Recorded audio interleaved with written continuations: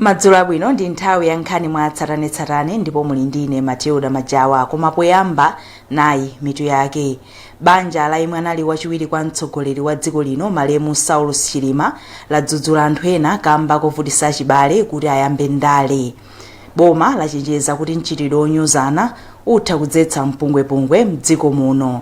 Ndipo mu nkhani zina nduna ya zachuma a Simplex Chichola Banda yapereka kalata zoyiyenereza kupikisana nawo pa mpando wa mlembi wamkulu wa chipani cha MCP. Tili ndi izi ndi zina zambiri, tiyeni tikhalire limodzi.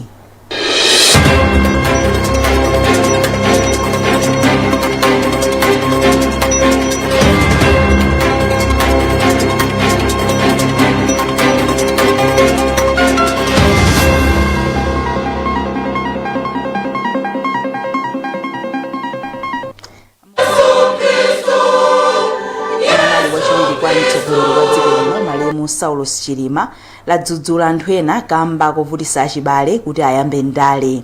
Mmodzi mwa akuluakulu ku banjali a Joshua Valera wati palibe ndi mmodzi yemwe mbanjali amene akuganiza zozayamba ndale. Avalera auza anthu amene anasonkhana pa misa yokumbukira Malemu a Chilima ku Nsipe m'boma la Nchewu kuti atopa kuyankha mafunso pa nkhani iyi. Thomas Kachere anali komweko ndipo akufotokoza zambiri.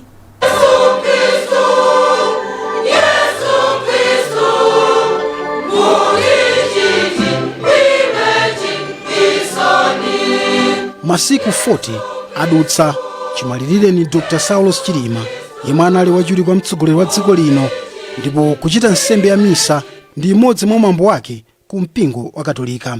Tendere ukhale nanu.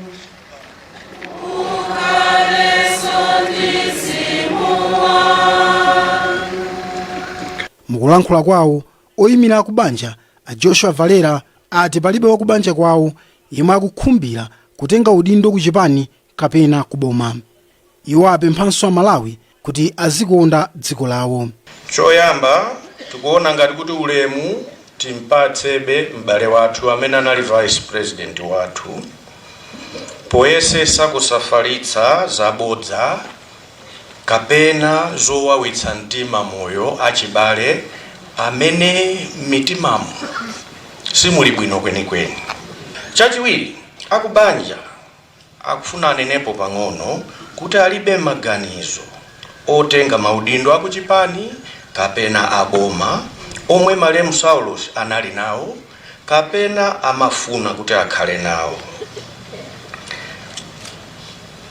Kaya tamvana pamene mafoniwo achepe, tuonane ni madamu, tuonane ndi wakuti, please tidakalira ndipo tilira mpaka kale. Archbishop mu Diocese ya Blantyre a Thomas Msusa ati a Chilima anali mmodzi wa anthu olimbikira pa ntchito komanso olimbikitsa umodzi. Pakutha kwa misayi panalinso mwambo woyala nkhata pa nyumba yotsiriza ya Achilima. Achilima omwe anamwalira pa ngozi ya ndege pamodzi ndi ena asanu ndi atatu pa 10 June 2024 analinso mtsogoleri wa chipani cha UTM. Ena mwa anthu omwe anali nawo kumwambowu ndi wachiwiri kwa mtsogoleri wa dziko lino a Michael Usi, Archbishop wa Lusaka, Zambia a Alik Banda, Archbishop wa Diocese ya Dedza a Adrian Chifukwa, Archbishop wa Diocese ya Zomba a Alfred Chaima, nduna za boma monga akhumbize Kandodo Chiponda ndi mlembi wa chipani cha UTM a Patricia Kaliati mwa ena. Tsopano ndi pa nthawi zosatha.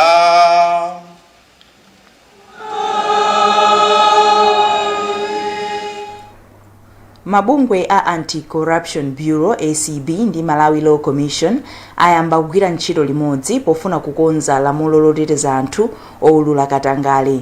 Mkulu wa ACB a Hilary Chilomba wati lamulo limene mabungwe akukonza lidzaperekanso chitetezo kwa ma whistleblower. Kathe Maulidi ali ndi ripoti ili. Malinga ndi Chilomba, anthu omwe amaneneza anthu ochita katangale ndofunikira kwambiri, kotero pali kufunikira kwakukulu kuti adzitetezedwa. Anthu oneneza ndi chida chopitira patsogolo kulimba ndi katangale. So choncho moti mapanga mutuwo timanena kuti maiko makamaka mu Africa abwendera mulo roteteza anthu omemeza. So ife ngati Malawi ndi dziko limodzi lokuti tachirimika tachita machawi, takandi mndandanda okuti takhazikitsa lamulo lomweli silinafike pakutha komabe lili mkati mwakuti likhazikisidwa likhala lamulo kuti lizathandizire kupititsa patsogolo kumemeza komanso kuteteza omemezawo. mkulu owunikira zokonza malamulo ku bungwe la Malawi Law Commission Mike Chinoko ati pakadali pano bungwe lawo likukonza kuti lamulo limene lilitheke ndipo likhale likupititsidwa ku nyumba ya malamulo zonse zofunikira zikatheka. Panga lamulo lona kuti likhale lona kuti lizigwira ntchito pa chinthu china chilichonse cholakwika mu dziko. Sikhoza cha corruption, chitokhala kaya ndi cha financial crimes, chitokhala kaya sexual harassment, kaya ndi kwina kwake mwina recruitment sikwenda bwino. China chilichonse chimene chili cholakwika mu dziko. Zizikhala kuti munthu azibwera azikhala ndi ufulu kupereka information imeneyo, komanso akapereka information imeneyo asapange face ma consequences kuti mwina moyo wake olo zinthu zina zake pa moyo wake zisinthe chifukwa kuti wapereka report imeneyo. dziko la Malawi pamodzi ndi maiko ena mu Africa sabata yatha amakumbukira tsiku lothana ndi katangale muno mu Africa, tsiku lomwe lidakhazikitsidwa ndi bungwe la mgwirizano wa maiko a mu Africa, African Union, pa 11 July 2003. tsikuli amalikumbukira pamutu ofotokoza kufunika kwa anthu omwe amaneneza ena ochita katangale, ponena kuti anthu amenewa ndi ofunikira kotero palinso kufunika kuti adzitetezedwa. unduna wa zamalo wati apolisi odziwa bwino malamulo angathandize kuthetsa mikangano imene imadza kamba kakusamvana pa nkhani zamalo. Mmodzi wa akuluakulu ku undunawu a Victor Sandikonda wanena izi pa maphunziro amene anakonzera apolisi. Maphunzirowa anachitikira mu mzinda wa Blantyre. A Sandikonda akufotokoza. Amene watupajanda amene zikavuta mudzimu aliyesa amathamangira ku polisi. So kuwaphunzitsa nkhani yokhudzana ndi malamulo amalo amene boma ligwiritsa ntchito pakali panopo zithandiza kuti nkhani zija azizigwira ndi ukadaulo. Mbuyomu azathuwa amazigwira zinthu zija mosazidziwa kwenikweni. Ndiye akati apita ku khoti kujako nkhani sizimayenda ayi, zimapezeka kuti pena alakwitsa. So pakali panopo tikati aphunzitsa bwinobwino za malamulo amene alipo pakali panopo azizigwira mwaukadaulo, ndipo azidziwa kuti apa tiyene luchita mwakuti apa tiyene luchita mwakuti. Ndipo tumalo akati alembetsedwa nkukhala ndi umwini wake sipadzakhaso mikangano ayi, chifukwa mwini maloyo ndi amene azinena kuti nkhozulo ayapa ndipo azikhala umboni woveka. Kusiyana nkuti malo angukhala manja mwa munthu mmodzi zimakhala zovuta zotepa.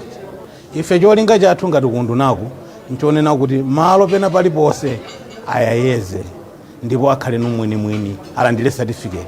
Akalandira ma certificate ajawo anthu sadzavutikanso ayi, azidziwa kuti malo awo ndi anga. Nduna ya maboma ang'ono a Richard Chimwendo Banda yachenjeza kuti mchitidwe onyozana utha kubweretsa mpongwepongwe mdziko muno. Achimwendo Banda alangiza anthu andale kuti apewe mchitidwewu ponena kuti anthu wamba ndi amene amavutika mpongwepongwewu ukabuka mdziko. Iwo ati dziko la Malawi likufunikira atsogoleri olimbikitsa umodzi osati kugawanikana. Sam Kalimira ali ndi nkhani yonse.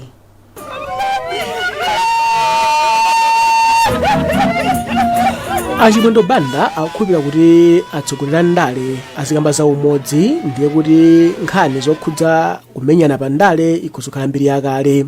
Iwo anayankhula izi ku manda azolozolo mu mzinda wa Mzuzu pamene anali nawo pamwambo okumbukira anthu 20 omwe anaphedwa ndi apolisi pa nthawi imene ankapanga zionetsero zotsana ndi boma pa 20 Julayi mchaka cha 2011. Tikakhala pamalo oyankhula tidziyankhula zinthu zomangirira, samakhale zinthu zimene zingathe kuopseza mgwirizano ndi chiyanjano cha dziko la Malawi.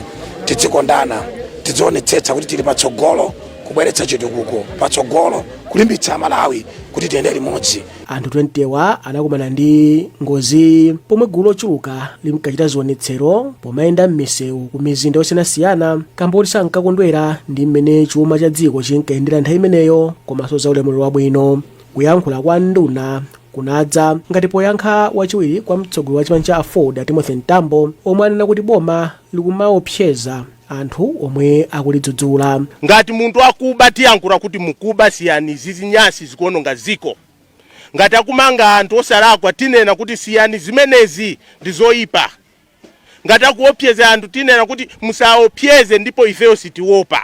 Mawu ake wachiwiri kwa mlembi wamkulu mu Saudi Livingstonia Mbusa Isaiah Muhone anachenjeza ndale kuti asiye kugwiritsa ntchito achinyamata pomachita zipolowe. Ambiri mu dziko lathu ndi achinyamata, ndipo khala achinyamata ngati agwiritsidwe ntchito ku nkhani zosakhala bwino za ziwawa ndoti sitikhala ndi dziko la mtendere.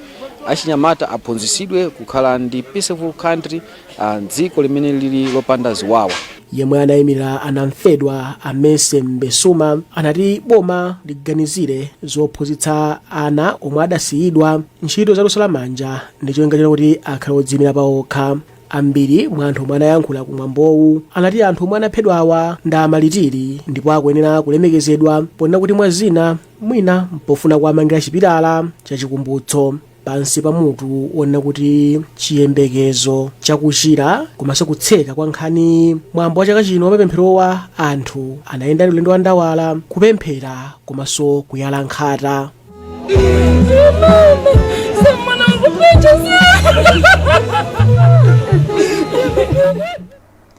Aphungu a nyumba ya malamulo ati akhumudwa ndi chiwerengero chochepa cha anthu amene akulembetsa chitupa cha unzika. Izi zikudza pamene bungwe la National Registration Bureau NRB latengera ntchito yolembetsa chiphaso cha unzika m'madera. Posachedwapa aphungu ochokera m'makomiti a zachitetezo komanso za ubale wa dziko lino ndi maiko ena anayendera ntchitoyi m'boma la Thyolo. Isaac Salima anali nawo pa ulendowu. Bungwe loona zakalembera mdziko muno la National Registration Bureau layamba ndondomeko yofikira m'madera pofuna kupereka mwayi kwa anthu ochuluka kuti alembese chiphaso cha unzika komanso kupereka chiphasozi kwa iwo amene adalembesa kale. Ndondomekoyi izichitika kwa masiku asanu okha kumadera kumene akhazikitsako malo ochitira izi. Aphungu a ku nyumba ya malamulo ochokera m'makomitiwa adayendera madera ena amene anthu akulembeserako ziphasozi m'boma la Thyolo pa tsiku loyamba la ndondomekoyi. Komabe anthu ochuluka sadakhamukire m'malowa kukalembesa. Mwachitsanzo pamalo ochitira malonda amasamba njati pamene timafika pamalowa nkuti anthu okwana atatu okha atabwera kuzalembesa, koma nthawiyo idali chakumasana. Ndipo pa sukulu ya primary ya masamba njati anthu 37 adali adalembesa, pamene pa sukulu ya Molere anthu okwana 60 ndi amene adalembesa pa tsikuli. Koma anthu amene tidayankhula nawo adafotokoza kuti ambiri samadziwa za izi ponena kuti uthengawo sunafikire m'madera ambiri. Wapampando wa komiti ya nyumba ya malamulo yoona za ubale wa dziko lino ndi maiko ena a Patrick Bandawe adali kudali kofunikira kuti ayendere maderawa kuti aone mavuto amene anthu akukumana nawo. Titayendera malo atatu amenewa ifeyo makomiti awiri international relations as well as defense and security from parliament. Taona kunena kuti pali mavuto angapo, vuto lina ndi limene tikunena kuti anthu ena kudandaula kuti sakumadziwa kuti anthu akubwera kudzapangitsa kalembera ameneyo. Komanso ena akudandaula kunena kuti akamawalemba akumagulitsa mafomu. Ngakhale kuti imeneyo sinaoneke kuti ndiyoona kwenikweni funa ena akukana ena akuvomera, koma zonsezo taziona komanso ife ngati parliament ndifokhutira ndi imene ntchito ikuyendera. Mlembi ku bungwe la NRB Amphatso Sambo adaloza chala anthu akamba kosatengerapo mwayi pa ndondomekoyi nkubwera kuzalembesa pamene ndondomekoyi yafikira ku madera awo. Uthenga umenewu umafika kwa aliyense kudzera mwa adindo. Ndesi zoona zoti NRB sakumanena kuti akubwera. Mwachitsanzo umene tinafika kwa Molere ndi tsiku la Nsika, komanso maposta alipo kunena kuti kalembera akuchitika, koma tinapeza kuti kuli anthu atatu okha amene alembetsa, amene amadandaula kuti sakudziwa amangochitira dala kuti nangase pabwera anthu ambiri, koma chilungamo chake nchakuti ifeyo timapereka ndithu mauthenga osiyanasiyana. Ndondomekoyi ikuchitika maboma onse mdziko muno. Mukuonera nkhani kuchokera kuno ku Kanema wa Times TTV. Tipitiriza kupasirani nkhanizi zikatha izi.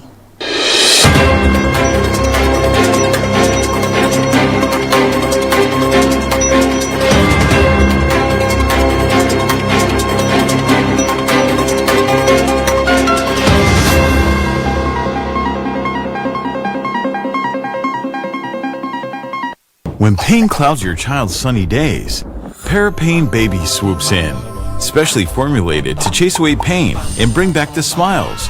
Uniquely developed so that it doesn't contain a drop of salicylic acid, ensuring the safety of our children. Whether it's fever, teething discomfort, or tummy troubles, our hero is on the case, ensuring your little one feels better, faster. With a taste kids love, but remember, it's not a sweet. Parapain Baby is designed for easy intake, chewed or dissolved. Brought to you by Mwai Pharma. Parapain Baby. Tough on fever, gentle on tummies. Yes, Loani.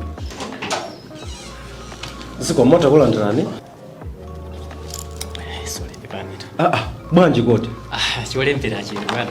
Ife tu maofisi muno timagwirisa ntchito zolembera zake zimenezi. Cholembera ichi ndi cha Bantle. Zolembera za Bantle zakazi kukutumikirani kwa nthawi yayitali. Pano ndikulengeza kuti tabwera ndi zolembera zatsopano zomwe zili m'mapangidwe awiri, classic ndi winner. Zolemberazi ndi zokongola, zolemba bwino komanso zolemba nthawi yayitali. Zolembera za Bantle zimabwera m'mitundu inayi, black, blue, red ndi green, ndipo mutha kugwiritsa ntchito muofesi, kusukulu ndi malo ena. Akupanga zolembera za Bantle ndi a Euro Industries, kampani yeniyeni ya Chimalawi. Gulani katundu wopangidwa ku Malawi konkuno kuti mutukule dziko lanu. Phone Blantyre 0888 107 261, Lilongwe 0886 074 737. Bantle, buy original, avoid counterfeit. Bantle, write miles with a smile.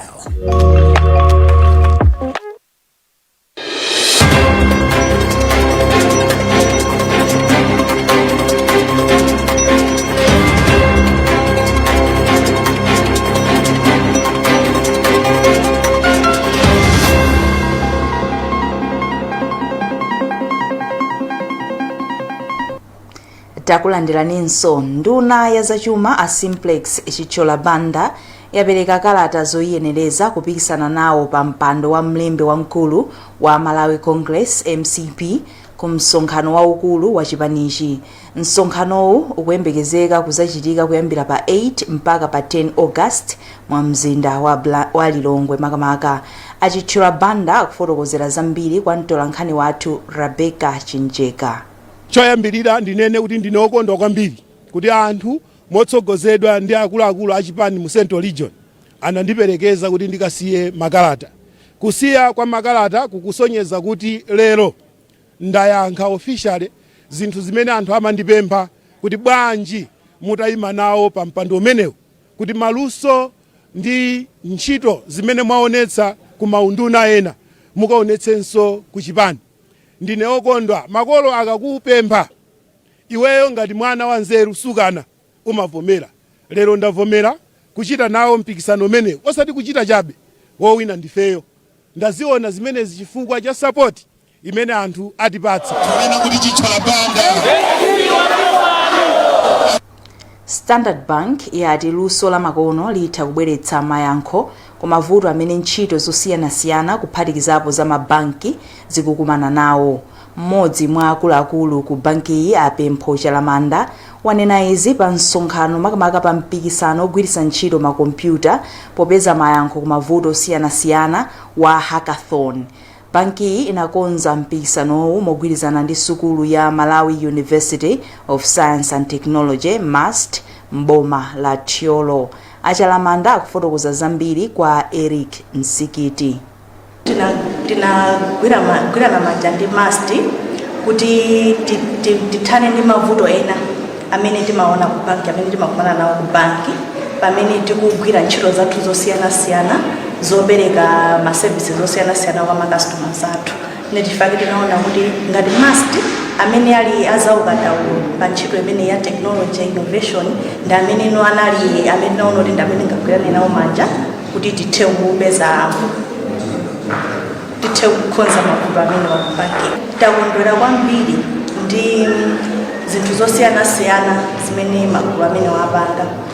Ndi chitsogolo chake chokuti tipange no kuti zimene apanga zija tizipitise patsogolo kuti zifike no pachako kuti zibwere ku banki kuja tiyambire kuzigwiritsa ntchito.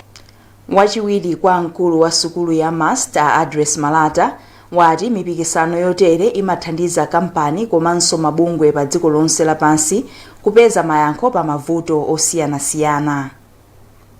Zimene apeza ngati mayankho zitsopano akuzobwera nazo kubanke kuja ukaona mvuloli kandi amakimu kandi nkhani zanji tikhoza kuzipeza bwanji ndiyeno akaona abweraso ndikuyamba kuchita bendikulu so kumapeto kwake zitho zakhali tuna solution amene banki ikuzogwiritsa ntchito koma pamakhala process kuti ukondibungwa yamba chabe ndikuti pamagulu amene aja maona gulu lina lawina kawiri sonzo limene lija masolution awo akoneka amphamvu akatero abweraso ndikuti khanawo pakathawi first and pakati patsandrama ndikuti ku innovation garage kwathu kuza kuyamba apo zimene mafuna mapaka ndikuti makampani azibwera ndi nkhani zawo zija ana asukulu aziphunzitsa kuza kuthandiza munatitere komanso akugwira ntchito ndene cha kampani aja akamaliza ndikuti zinthu zikhozoka kulisira ntchito makampani izi timene amachitira ma-investors athu kunja university zokungophunzitsa ana asukulu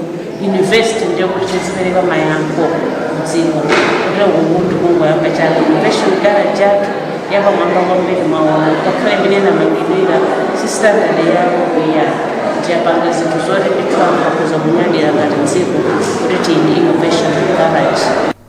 Atsikana amene akuphunzira pa sukulu ya MUST okwana 16 anatenga nawo mbali pa mpikisanowu. Pakuthapa zonse atsikanawa anapeza njira zamakono zolimbikitsira ntchito za mabanki mdziko muno kudzera pa kompyuta.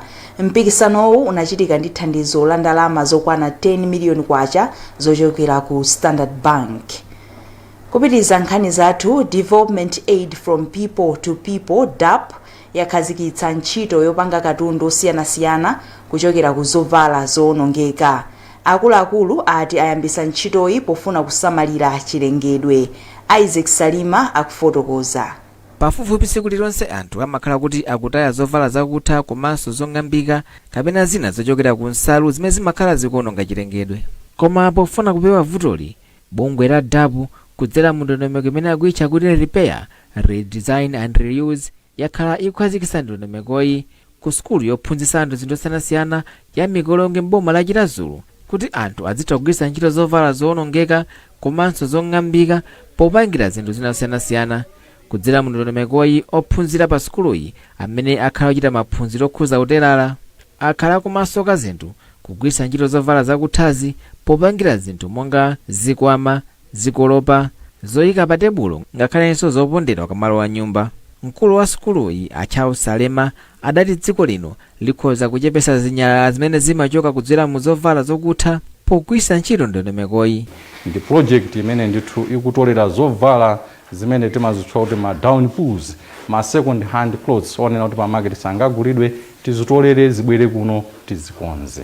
So monjezera pamenepa ndimafunanso ndipezerepo mwayi kuti alipo anthu ambiri amene ali mu business ya mtundu ngati umenewo imene zovala ndithu tungozunjika tilibe nazo ganizo lina lilonse kuti tikhoza kupanga nazo chani.